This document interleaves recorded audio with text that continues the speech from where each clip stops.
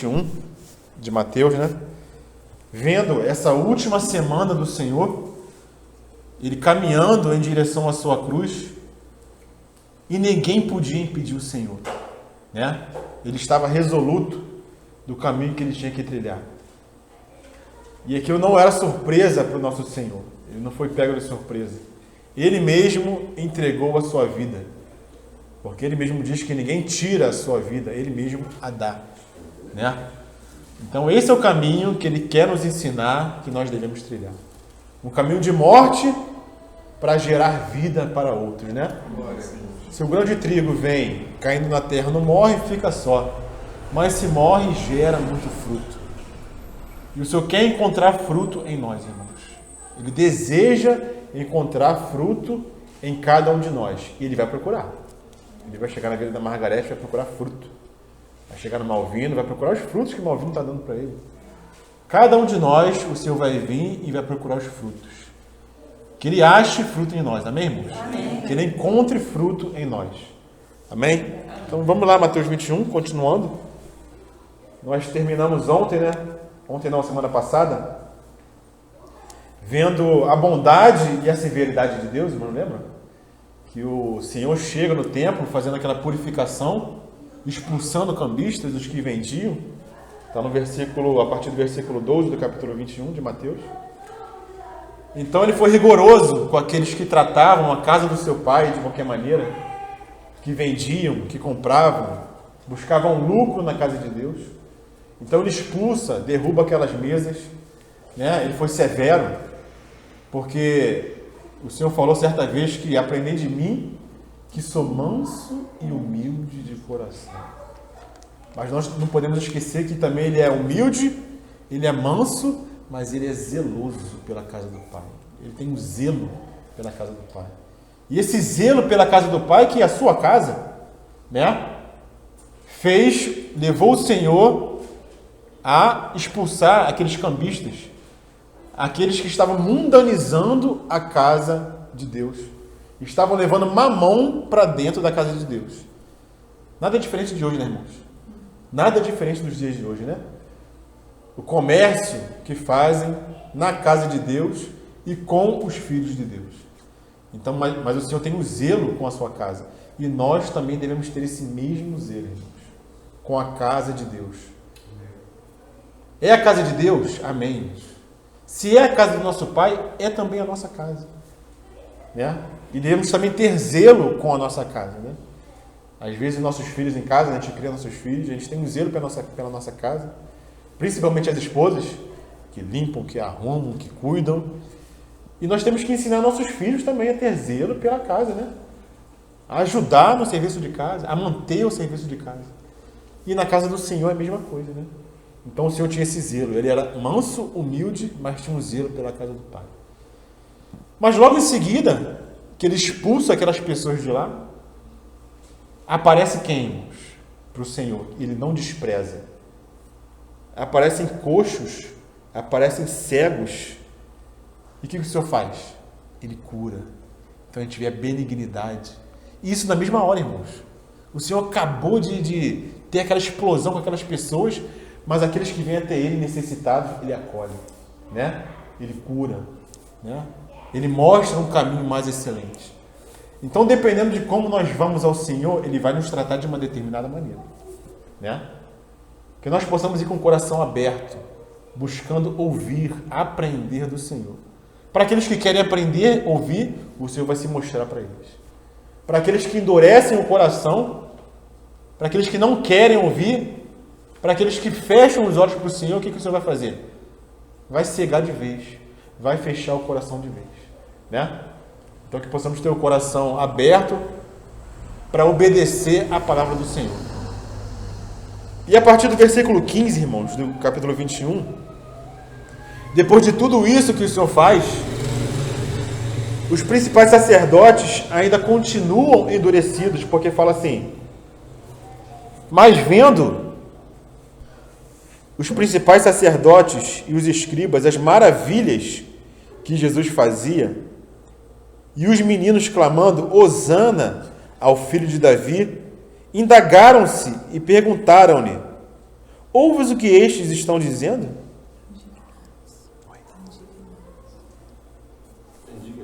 Indignaram-se e perguntaram: ouves o que esses meninos estão dizendo? Respondeu-lhe Jesus: sim, nunca lestes? Da boca de pequeninos e crianças de peito tiraste perfeito louvor. E deixando-os, saiu da cidade para Betânia, onde pernoitou. A garganta está bem seca, não sei se é o tempo que está seco, mas está bem sequinho. Acho que é por isso que a irmã Cátia ficou tossindo ali, né? Seca a garganta de uma forma que... Então, esses principais sacerdotes, irmãos, eles estavam endurecidos, mesmo depois de 3 anos e meio, o Senhor mostrando maravilhas, mostrando sinais, ressuscitando mortos. Eu até comentava com o Caleb, né, ontem, não sei se foi ontem, que é impressionante, né?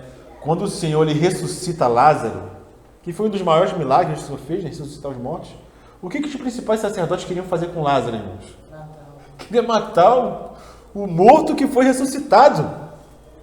Olha a dureza de coração. Em vez de crer no Senhor, porque ressuscitou o morto, eles queriam matar o que tinha sido morto e ressuscitado. Dá para entender um coração desse? Era para não ter a evidência, né, do milagre. Sim, mas percebe que eles viam, eles estavam enxergando quem era o Senhor.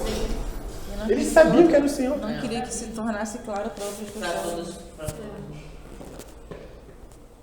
Eles não queriam perder o poder. Não queriam perder o poder. Não queriam perder o status. É impressionante o coração do homem, né? Quando tem poder, quando tem uma autoridade, né? E vem alguém que é o próprio Senhor, o próprio Deus, né? Mesmo com o próprio Deus ali, eles não se rendiam, né?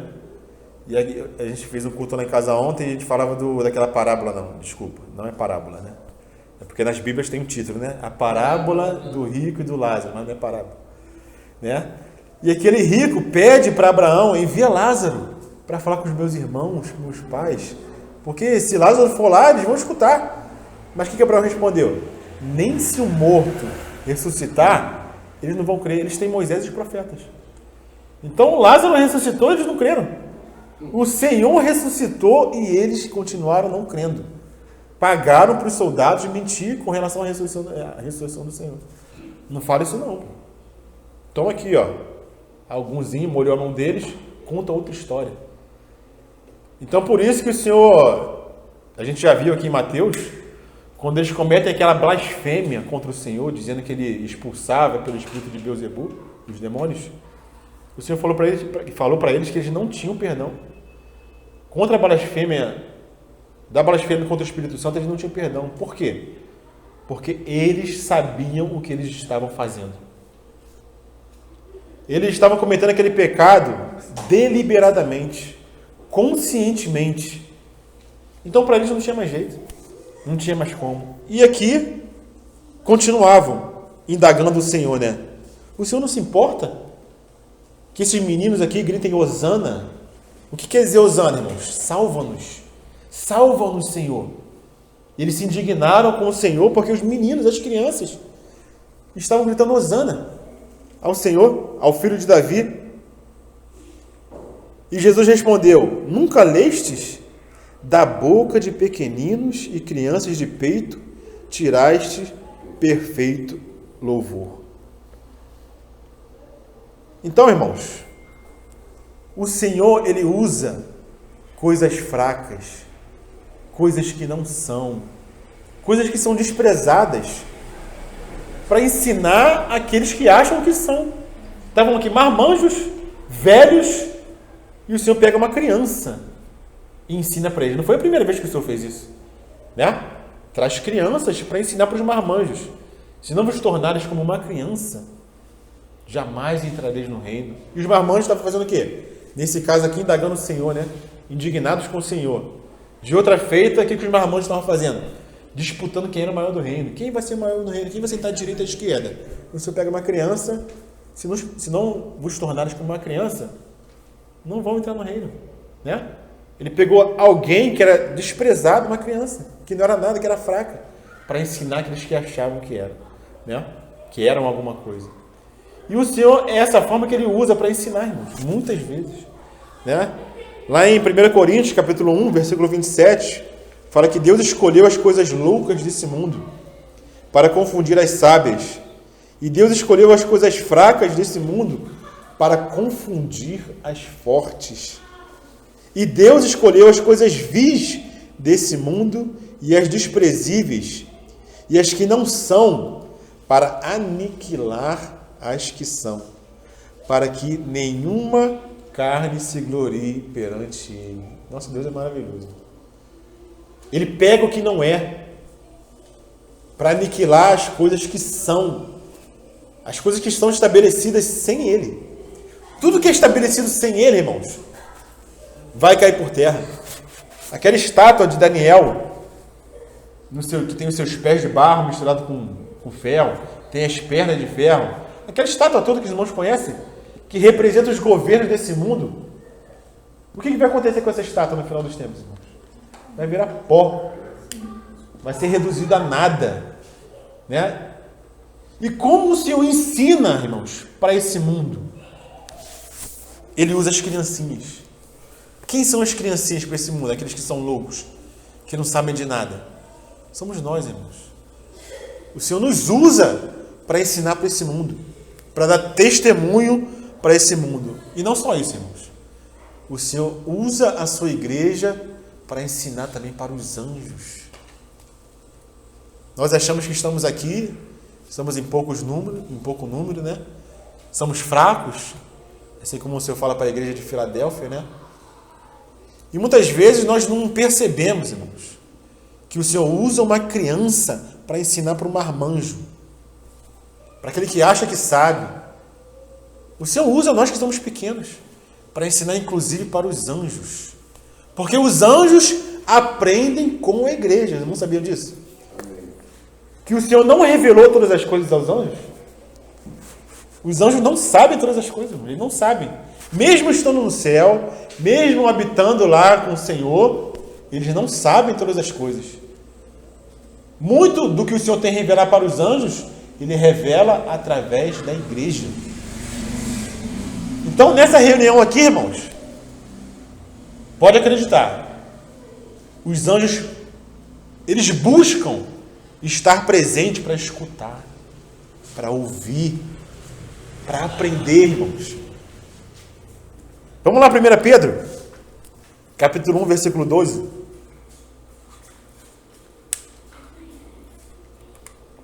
Como é que fala lá? 1 Pedro, capítulo 1, versículo 12.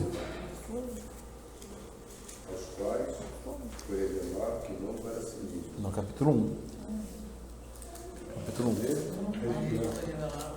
Mas para eles Pode ler, irmão. Pode ler em voz alta. aos quais foi revelado que não para si mesmo, mas para nós. Eles demonstraram essas coisas que agora nos foram anunciadas por aqueles que, pelo Espírito Santo, enviado do céu, nos pregaram o Evangelho, para as quais coisas os anjos desejam bem atentar. Então, os anjos, eles anelam perscrutar o que, irmãos? O que o Senhor tem dado à igreja. Esse mistério de Cristo e a igreja. Então, imagine, irmãos, o Senhor criando todas as coisas. O Senhor colocando em ordem todas as coisas.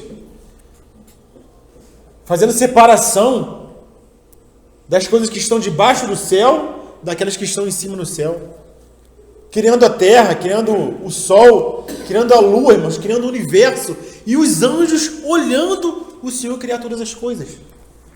E pensando, por que o Senhor está fazendo isso? Com qual propósito? O Senhor não explicou para eles, irmãos. Sabe que o Senhor não explicou para eles o porquê, o propósito?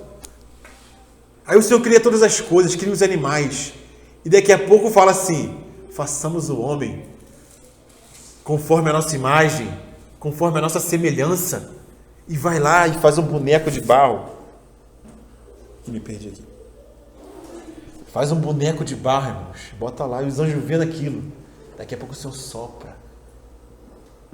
E aí, aquele homem tem vida, é tornado uma alma vivente.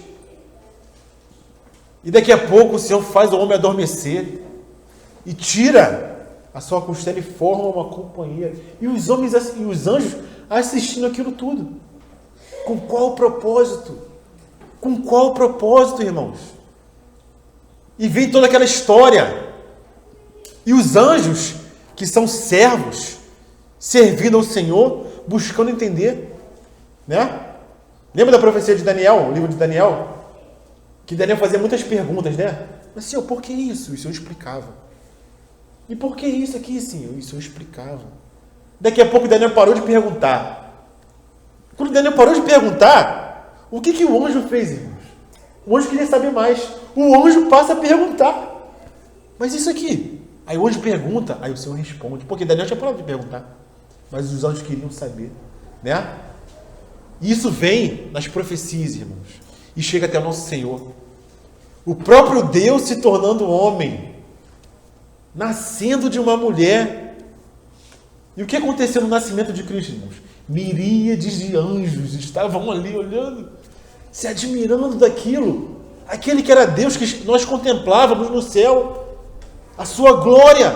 Adorávamos Ele. E agora está aqui, com o menino. E os anjos querendo entender, querendo perscrutar, né? E o Senhor dá todo esse mistério para a igreja. Nós somos os pequeninos, somos as crianças que temos que dar testemunho para o mundo e também para os anjos, irmãos. Não só os anjos do Senhor, mas principalmente para os anjos caídos. Nós não somos nada e nos rendemos ao Senhor, a Ele glória. E vocês que estavam lá, vocês não se submeteram a Ele, né? Então o Senhor conta conosco, irmãos, para ensinar para esse mundo e também para as potestades e principados, né? Eles olham, eles perscrutam aprender. Então nós somos esses pequeninos que o Senhor traz para o meio. Ó. Se não vos tornardes como uma criancinha dessa aqui, não entrareis no reino. Que possamos permanecermos como crianças. Quero ser como criança. Né? Irmãos, conhecem o louvor? Amém. Esqueci a letra, o resto. Te amar pelo que é. Voltar à inocência de acreditar em Ti. Mas às vezes somos levados da vontade de crescer.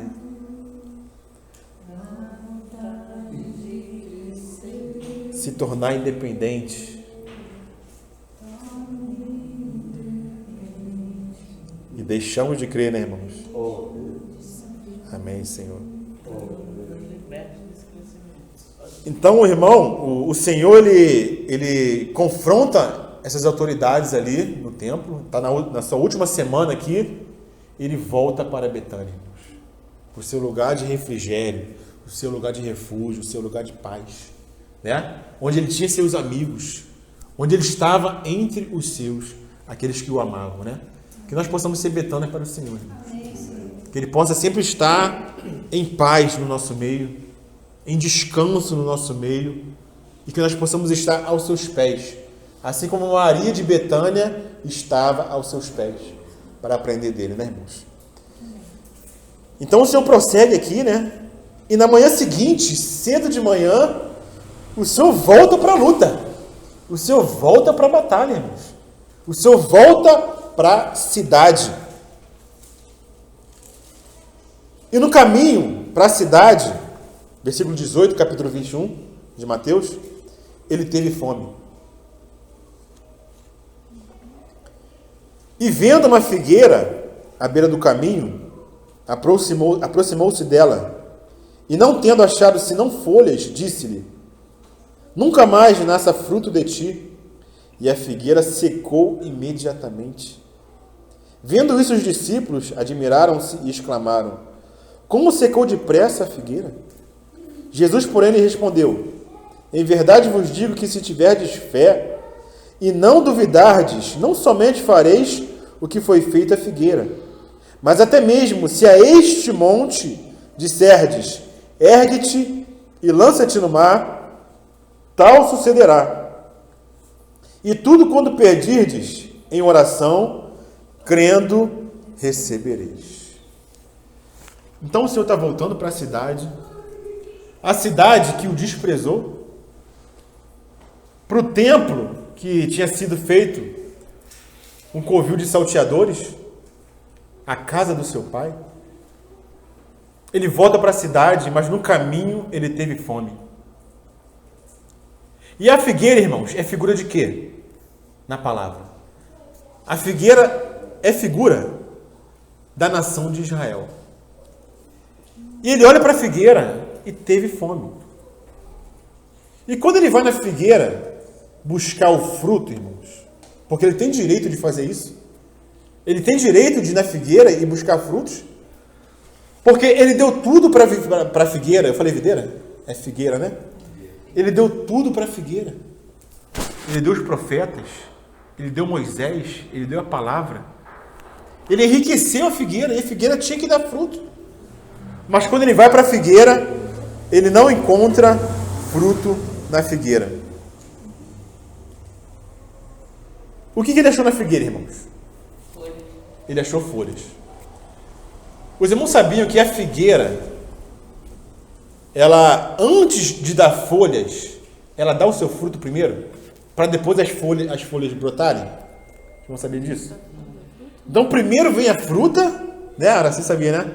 Eu tenho uma colega que tinha Amém. Amém. Fala aí, Ara, assim. Fala aí como é que é. É exatamente assim. Daí as flores, né? Fica sem folhas. Isso daí o fruto. E aquele perfume é maravilhoso. Aí depois vem as folhas. As folhas vêm depois do fruto. Então, quando o senhor olha uma figueira cheia de folha, o que ele pensa? Opa, tem fruto.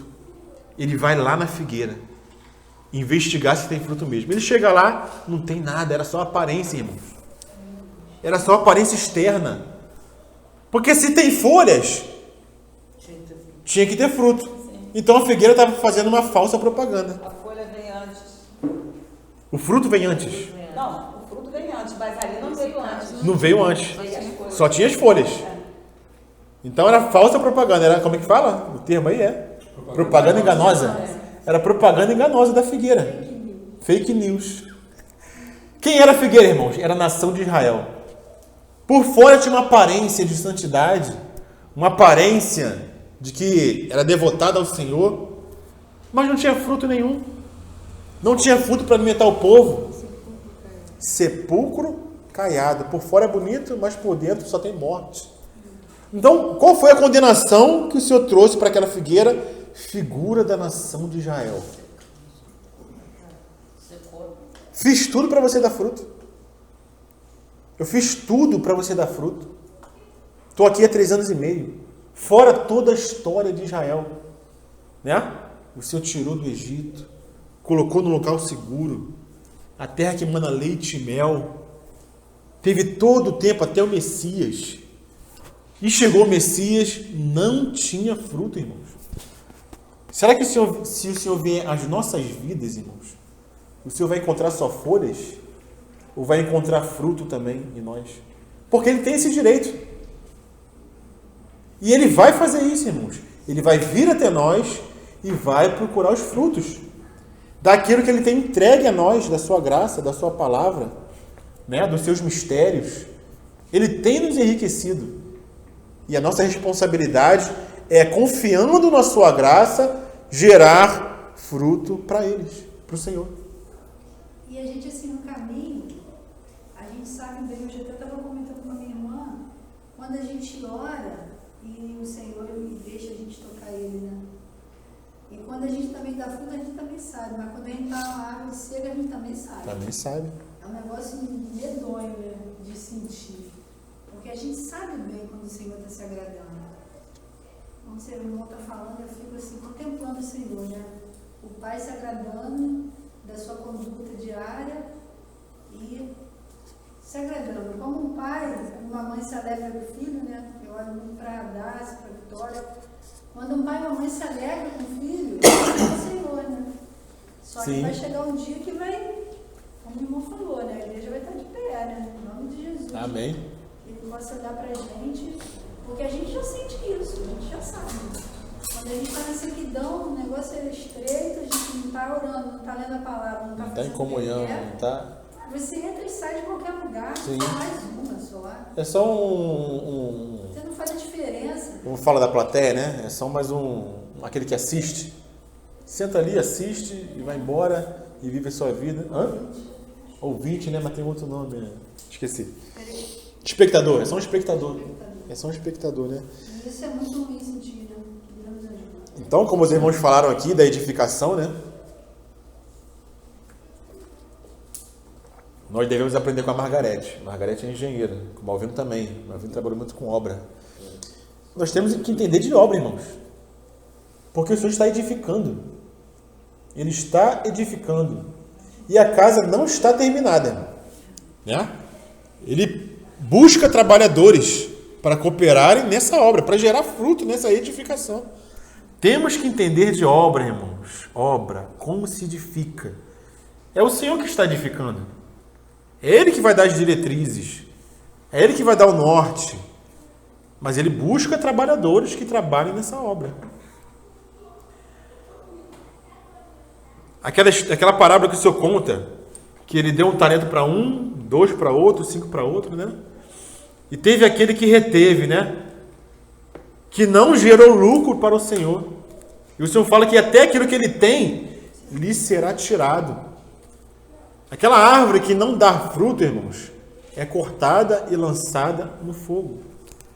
Consideremos tanto a bondade como a severidade do nosso Senhor, como falamos semana passada, né? Esqueçamos esse Jesus romântico, irmãos, que ama, Ele é amor e Ele faz tudo. Isso aí é um falso Cristo. É um falso Messias. E está repleto de falso Cristo aí por fora, né? Está profetizado que nos últimos dias viriam muitos falsos cristos. E às vezes as pessoas ficam imaginando, não, vai ser uma pessoa que vai vir se dizendo Cristo, mas é um falso Cristo. Não é isso, não. Os falsos cristos estão dentro das igrejas, sendo pregado. Um Cristo que não é bíblico. É um falso Cristo, está repleto.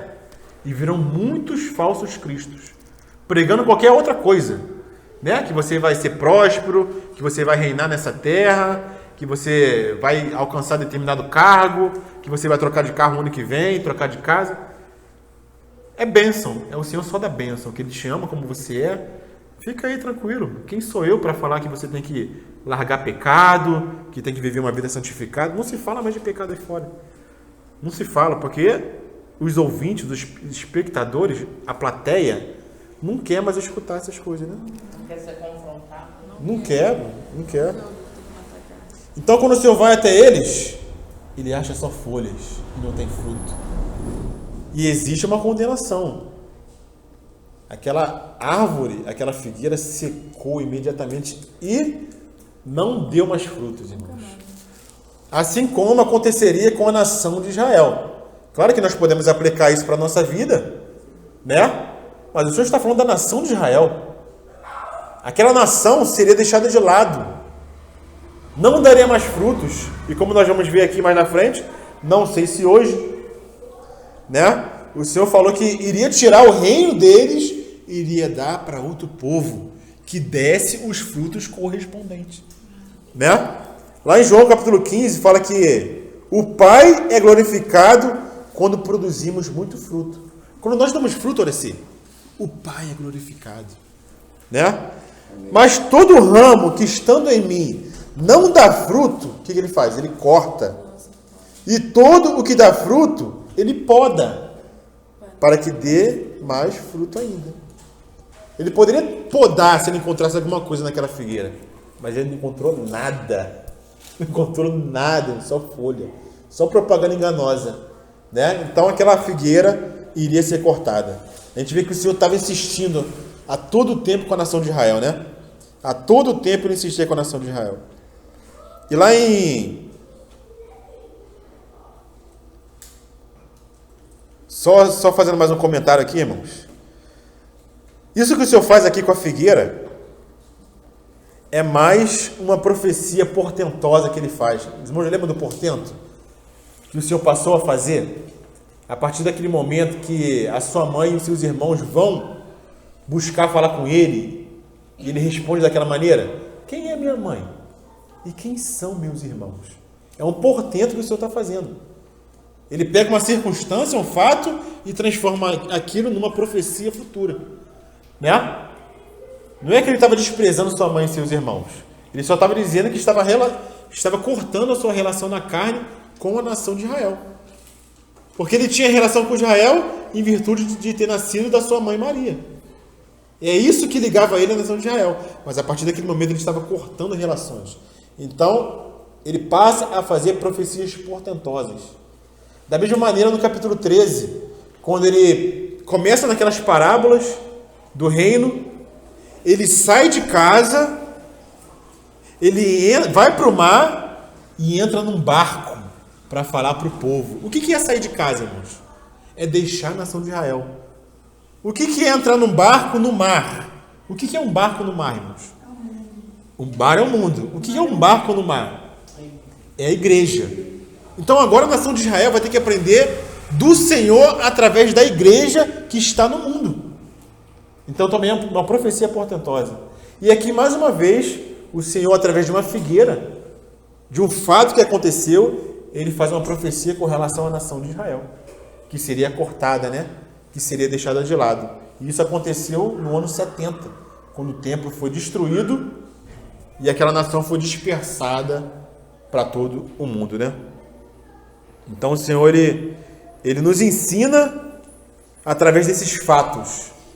Cada coisa que acontece, irmãos, nós temos que estar atento.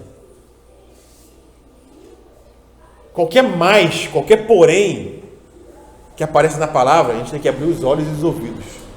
E de manhã cedo, por que de manhã cedo ele voltou para a cidade? Tem um porquê, né? Mais uma vez o Senhor insistindo. Então a gente tem que estar atento. Não tem como entrar nesses detalhes agora, por causa do tempo, mas quando a gente lê a palavra, cada passagem, cada palavra importa. Porque o Espírito Santo quer nos ensinar com os detalhes. E só quem vai enxergar é quem está com os olhos abertos.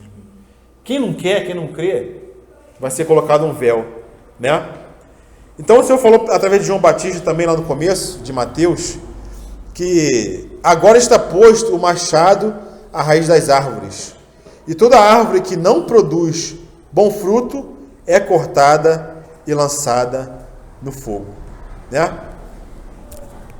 Vou acelerar um pouquinho.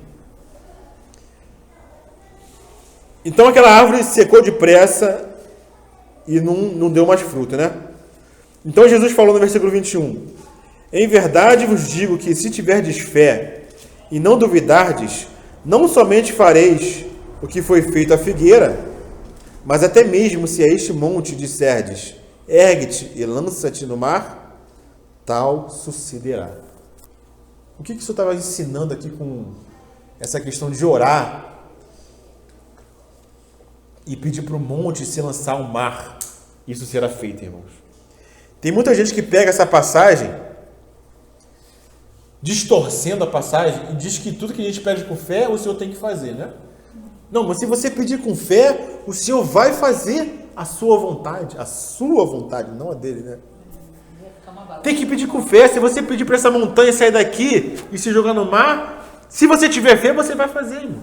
Vai acontecer, porque está na palavra. Distorce totalmente o contexto do que o Senhor está ensinando, né? Então nós vamos tentar aqui explicar qual é esse contexto e o que o Senhor está ensinando aqui, né? Nós não podemos pegar essa passagem e separar de toda a palavra, né? Porque se fosse assim, na tentação do Senhor no deserto, quando Satanás pede para o Senhor se jogar do pináculo do templo, porque está escrito que ele mandará anjos que te sustentem, o Senhor teria se jogado, né? Mas o que o Senhor falou? Não tentarás o Senhor teu Deus. Não é porque ele tinha fé que ele ia tentar Deus e pedir qualquer coisa que o Senhor ia fazer, né? Então o Senhor estava aqui em Jerusalém, diante do monte onde estava construído o templo, o Monte Moriá. E aquele templo, irmãos, estava corrompido. Tanto é que o Senhor teve que ir lá e expulsar e fazer aquela limpeza. Então, a que monte que o Senhor está se referindo? Quando falou essas palavras para o discípulo. Se orares e pedires para esse monte se lançar no mar, será feito. Que monte é esse? Se ele estava de frente para o monte do templo, irmãos, que estava corrompido. E ele acabou de proferir essa profecia com relação à figueira, que ela iria se secar. Que monte é esse, irmãos? Que teria que ser lançado no mar. 10 segundos para os irmãos. Era aquele templo que estava lá? Sim, tem a ver com o templo, né? Mas tem a ver com todo aquele sistema que era governado pelos principais sacerdotes e pelos fariseus. Aquela religião de aparência. É daquilo que o Senhor estava falando, irmãos. Daquele monte. Não é assim que fala a passagem? Em verdade vos digo que se tiverdes fé e não duvidardes, não somente fareis o que foi feito à figueira, mas até mesmo a este monte. Ele está falando desse monte que ele estava de frente. A este monte disserdes, ergue-te e lança-te no mar, tal sucederá. O que ele estava ensinando para os discípulos? Vocês vão ter que se afastar disso. Isso aqui vai cair, isso aqui é velho. Não se coloca vinho novo em odre velho. Isso aqui vai passar. Imagine para os judeus, para os discípulos que eram judeus, deixar tudo aquilo que eles aprenderam, né, do templo, do sacrifício, de oferecer. Aquela era a vida religiosa deles, irmãos. A vida deles girava em torno do templo. Era dia de festa, era a caravana que eles faziam, a cidade estava cheia por causa da Páscoa, né? E aquele monte seria lançado no mar, mas isso só seria feito por fé. E eles deveriam seguir o Senhor e dar as costas para aquele sistema religioso. Imagine para o judeu fazer isso, se não for por fé, né? Então é disso que o Senhor estava falando para eles. Não é de tudo que você pedir por fé, o Senhor vai fazer. Não tem nada a ver com isso, irmãos. Como se prega aí nas igrejas, né? Então o Senhor quer estabelecer um novo e lançar fora o velho. E eles só poderiam fazer isso através da fé. Vamos lá, Hebreus, capítulo 10, versículo 9. E eu vou ter que encerrar aqui para dar tempo para os irmãos, né? Quem fala em Hebreus 10, 9, irmãos? Então acrescentou: eis aqui estou para fazer, ó Deus, a tua vontade. Remove o primeiro para estabelecer o segundo. Eis aqui estou, ó Deus, para fazer a tua vontade. Tira o primeiro para estabelecer o segundo. O monte teria que ser retirado, irmãos. Aquele monte teria que ser retirado. Teria que ser lançado ao mar. Aquele sistema religioso teria que sair para dar espaço para o novo, para o vinho novo. Não se faz costura de pano novo em roupa velha. Senão vai abrir mais o buraco, quem entende de costura, né? E vai se estragar tanto o pano novo quanto o vestido, né? Quanto a roupa velha. Então não se faz isso. O Senhor estava mostrando para os discípulos que aquele sistema teria que sair. Lá. Oi? Tinha que cair, né? Tinha que cair, pô. É disso que o Senhor estava falando, né? Aí, quando ele fala que tudo que pedirdes na oração crendo, o recebereis. O recebereis. Não tem nada a ver com o que ensina. Não tem nada a ver com as coisas desse mundo, com receber bênção, não tem nada a ver, né? A caminhada dos discípulos agora teria que ser por fé. Não é porque era filho de Abraão. Acabou essa relação com a carne. Agora era por fé. E nós deveríamos viver conforme o Sermão do Monte. Capítulo 5, 6 e 7 de Mateus. É aquilo que é a vida daqueles que seguiriam o Senhor. Tanto é que lá em Marcos, ele fala, né? Nessa mesma passagem, que você teria que viver por fé, pedir por fé. Se falasse para esse monte sair daqui e ir para colar, era por fé. E se você não perdoasse seu irmão, o Senhor também não iria te perdoar. Porque a vida do discípulo agora é Mateus 5, 6 e 7. Sermão do monte. Aquele sistema teria que sair fora, né? E vamos lá para 2 Coríntios, capítulo 5, versículo 17.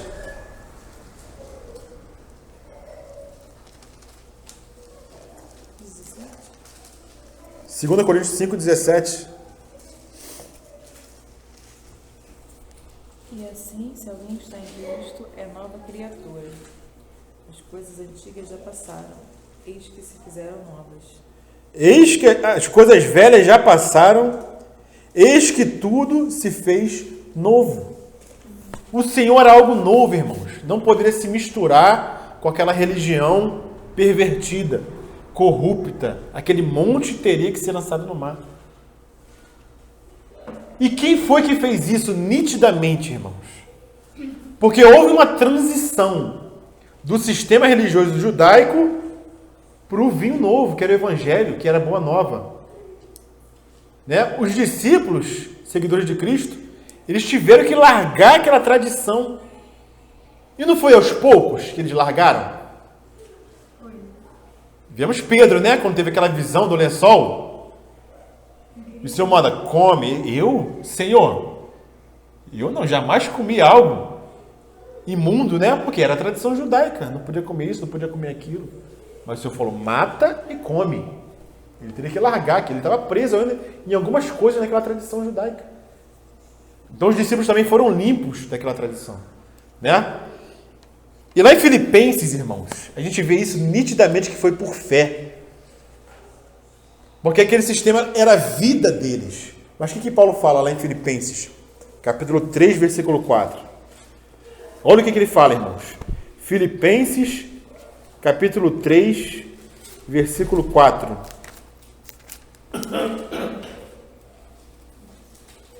Ele fala de tudo o que ele era naquele sistema religioso. Tudo que ele alcançou, tudo que ele conseguiu.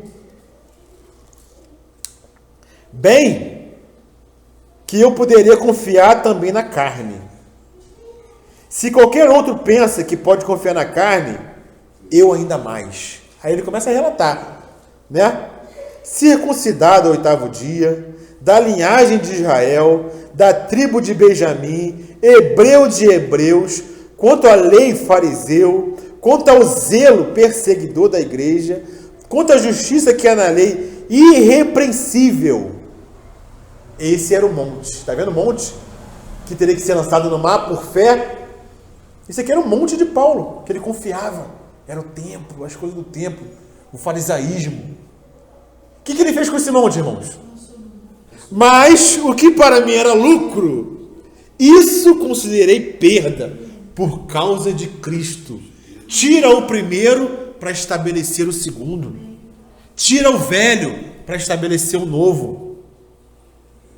Sim, deveras considero tudo como perda, por causa da sublimidade do conhecimento de Cristo Jesus, meu Salvador, por amor do qual perdi todas as coisas e as considero como refúgio para ganhar a Cristo.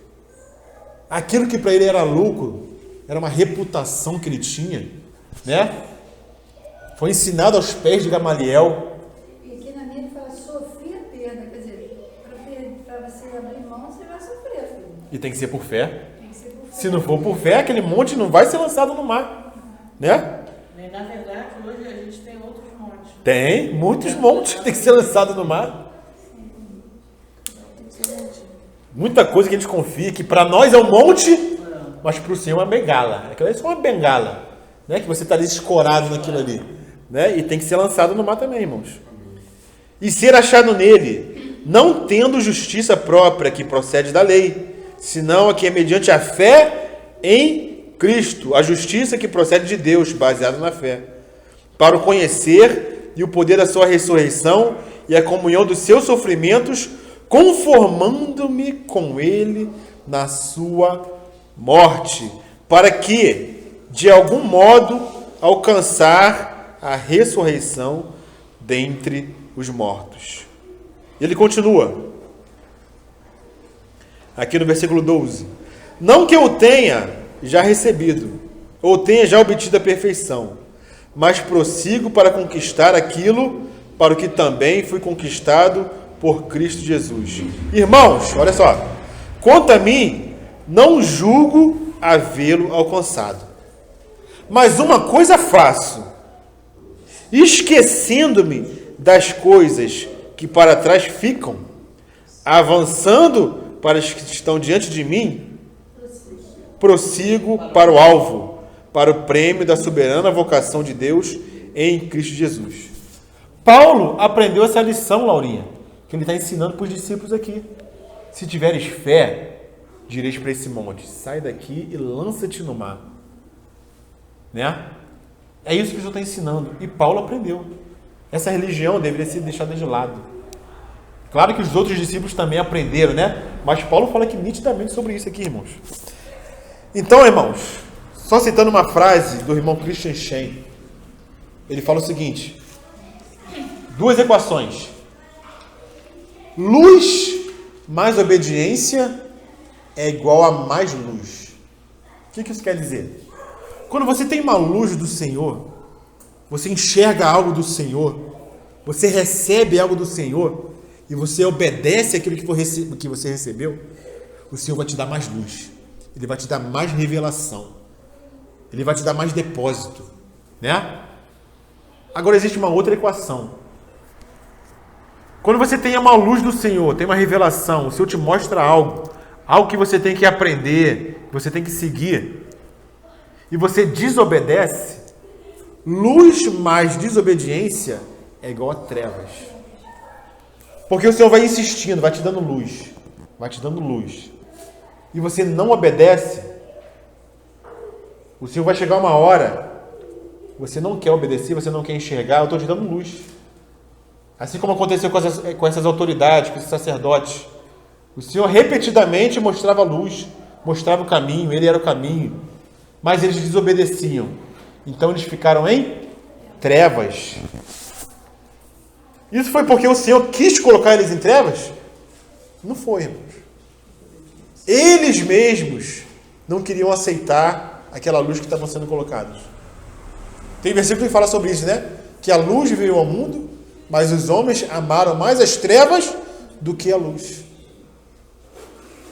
Então o Senhor ele fecha os olhos daqueles que não querem obedecer à luz que lhe é dada. E nós temos que ter muito cuidado com isso, irmãos.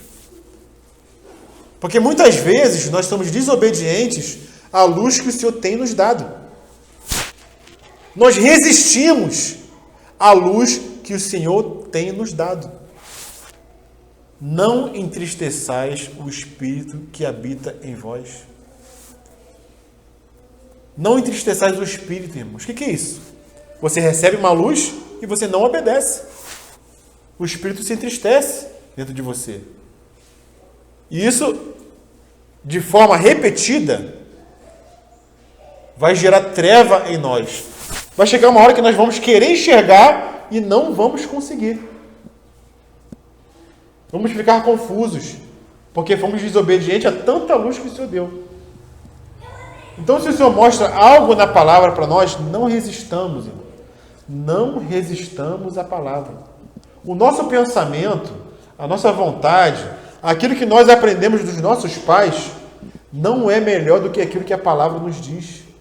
Mas muitas vezes nós consideramos o nosso pensamento, o nosso raciocínio, melhor do que a palavra. Em muitos pontos, irmãos. Em muitos pontos, irmãos.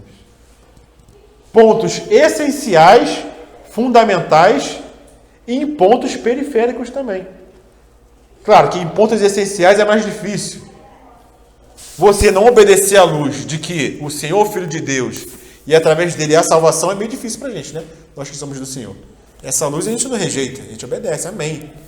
Que o Senhor é nosso Salvador, é um ponto fundamental. Se nós também não aceitarmos isso, não somos nem cristãos, né?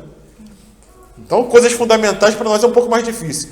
Mas existem coisas periféricas, irmãos, que nós muitas vezes resistimos. E que para o Senhor é extremamente importante. Poderia citar aqui vários exemplos.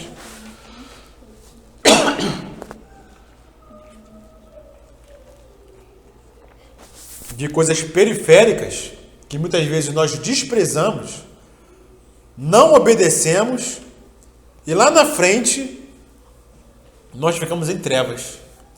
E detalhes pequenos, irmãos, de convívio entre os irmãos, né? De como se portar na casa de Deus. Fazemos as coisas à nossa maneira, porque achamos que é o melhor caminho. Aprendemos aí fora com o mundo como se faz determinada coisa e queremos aplicar na igreja. Mas o Senhor fala através dos irmãos, através da comunhão, através da sua palavra, através da internet, vários irmãos que o Senhor nos dá como presente, né? E que nós escutamos, nós ouvimos e falam muitas coisas. Ainda mais nesse mundo de hoje em dia, irmãos, que está pervertido pelo feminismo. Os irmãos não têm noção quão mal essa ideologia tem feito a igreja de Deus.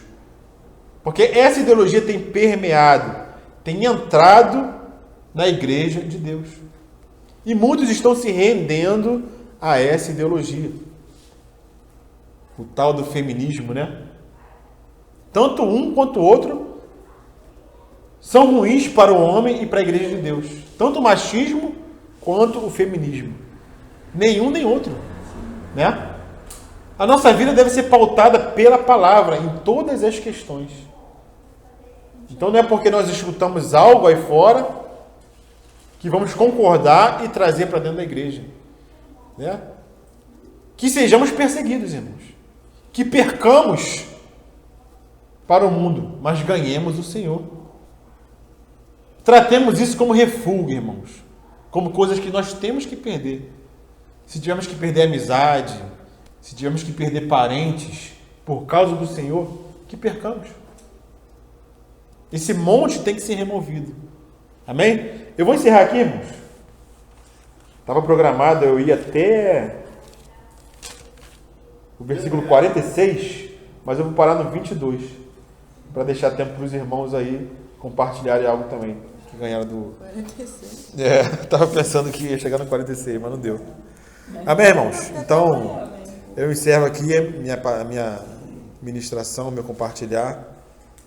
Que o Senhor ele possa falar ao nosso coração mais profundamente, né? Que nós possamos obedecer à luz que Ele tem nos dado, viver uma vida simples entre os irmãos, buscando conhecer o Senhor e conhecer esse depósito que Ele confiou a nós, essa riqueza, irmãos, essas pepitas de ouro que Ele deu para nós, né? É tremendo quando o Senhor nos revela, porque nós estamos buscando o Senhor.